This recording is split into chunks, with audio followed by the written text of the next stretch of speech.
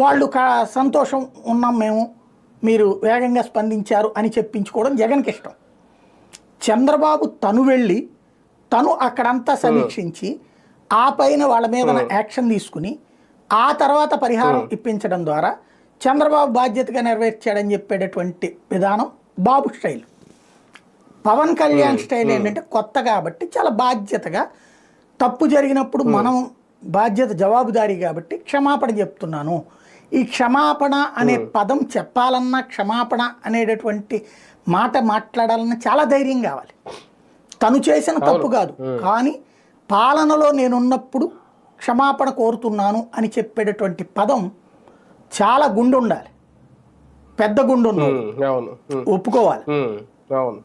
రెండవది వచ్చేటప్పుడు ఒక రకంగా విపక్షంలోనూ ప్రతిపక్షంలో ఉంటేనే అలా చెయ్యాలి, లేదంటే అలాంటి డిమాండ్లు చేస్తారు. ఈయన అప్పుడు ఇప్పుడు ఒకే రకంగా ఉండడం కూడా కొంతమంది మెచ్చుకుంటారు. చాలా బాధ్యతగా చేసినట్టు. దాంతో పాటు యాక్షన్ ఏదో మొదటంటే ఆయన సమన్వయం చేసుకోలేదు చంద్రబాబును పవన్ కళ్యాణ్. బాబు కొండపై ఆయన తిరుగుతున్నప్పుడు పవన్ కళ్యాణ్ బాబు తిరిగేసిన ప్రాంతాలు కాకుండా ఈయన పవన్ మళ్ళీ వెనకాల విడిగా వెళ్ళాడు, బాబుతో కలిసి వెళ్ళాల. వెళ్ళి బాబు తెలుగుదేశం పార్టీ నాయకులు మంత్రులు వాళ్ళతో కలిసి తిరిగితే ఈయన పార్టీ నాయకులు ఈయన పార్టీ మంత్రులతో తిరిగాడు. ఫీడ్బ్యాక్ చిరొక డిఫరెంట్ ఫీడ్బ్యాక్ వచ్చింది.